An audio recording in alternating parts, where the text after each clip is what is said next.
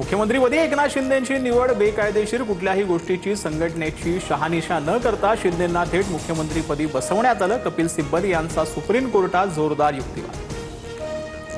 विधिमंडळात फूट पडली, आयोगानं मान्यता दिली, नंतर एकनाथ शिंदे सत्तेत आले। अशा प्रकारे देशात कुठेही सत्ता बनवली जाऊ शकते, ही सरळ लोकशाहीची थट्टा आहे, सिब्बल यांचा घणाघात। निवडणूक आयोगावर पूर्णपणे राजकीय दबाव, अधिकाराचा बाहेर जाऊन फुटीर गटाला बेकायदेशीर मान्यता दिली, संजय राऊतांचा निशाणा। तर ठाकरेंच्या वकिलांकडून आयोगाला विलन ठरवण्याचं काम सुरू, नरेश मस्केंची टीका।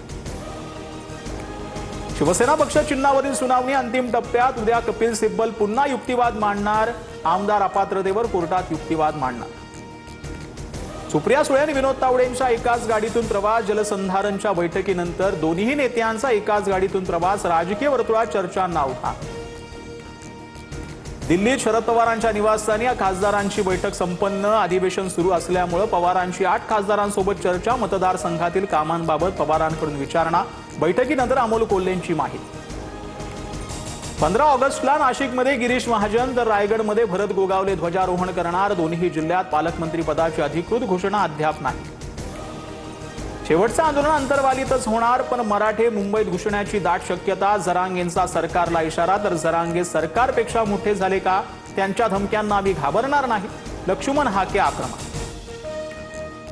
योग्य गोष्टीची साथ द्या, पद बदलतात, परिस्थिती अडळ राहिली पाहिजे।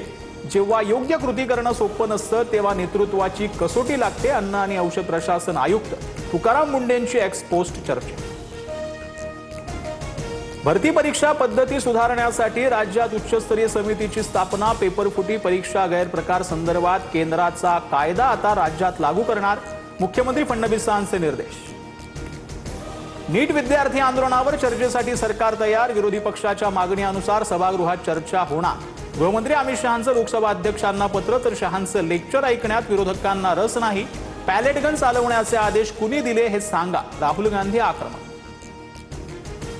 अमित शहा संसदेतून का पळत आहेत? शहांनी संसदेत येऊन लाठीचार्जसाठी माफी मागावी, अभिजित के आक्रमक। तर जंतर मंतरचा दुसरा सीझन लवकरच सुरू होणार, दीपकेंचं सूचक विधान। राहुल गांधी 100 वेळा निवडणुका हरले, त्यांची इटालियन आईज त्यांना पाठीशी घालते। कंगना रनौत यांचा गांधी कुटुंबावर निशाणा, तर स्वतःला कॉकरोच मानणाऱ्यांची मानसिक अवस्था गटारासारखी, कंगना यांची सीजेपीवरही टीका। उपमुख्यमंत्री शिंदे वर्षा निवासस्थानी मुख्यमंत्री फडणवीसांसह शिंदेंची 20 मिनिटं बैठक, राजकीय विषयांवर आणि निधी वाटपासंदर्भात चर्चा झाल्याची माहिती। रिक्षा टॅक्सी चालकांचा परवाना रद्द होणार, परिवहन मंत्री प्रताप सरनाईकांचा अल्टिमेटम, तर परमिट रद्द केल्यास रस्त्यावर उतरू, भाजप शिव वाहतूक सेनेचे अध्यक्ष हाजी आराफत यांचा इशारा, मराठी शिकण्यासाठी वेळ वाढवून देण्याची मागणी।